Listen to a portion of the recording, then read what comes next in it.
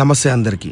నా పేరు విజయ్ కుమార్. మీ అందరికి 2 నిమిషాలు టైం ఉంటే ఈ వీడియో ఫుల్ గా చూసి వెళ్ళిపోండి. నిన్న మన ఆర్గనైజేషన్ కి ఒక కాల్ అయితే వచ్చింది. ఒక 4 ఫ్లోర్స్ బిల్డింగ్ మీద కుక్క కూర్చొని కిందికి దిగకుండా ఏడుస్తుంది అని. తీరా వెళ్లి చూస్తే అది చాలా ఇంజురీస్ తో ఉన్నది. అంటే వేరే కుక్కలు దాన్ని కరిచినాయి. అంతేకాదు దాని కాలు కూడా విరిగిపోయింది. ఎంబడే టీమ్ కి కాల్ చేసి రెస్క్యూ చేయడానికి రెడీ అవ్వండి అని చెప్పిన. ఈ ప్రాణాలను మనం కాపాడకపోతే ఇంకెవ్వరూ కాపాడలేరు. వీధి కుక్కే కదా అని వదిలేస్తే దాని బాధ ఎవ్వరు అర్థం చేసుకోవడానికి ముంగటికి రారు. మూగజీవాలకు మాటలు రావు కాబట్టి దానికి ఏమైనా బాధ ఉంటే ఏడుస్తాయి. అప్పుడు మనం అర్థం చేసుకోవాలి. మేము రెస్క్యూ చేయడానికి వెళ్ళినప్పుడు దాని పరిస్థితి అస్సలు బాగాలేదు.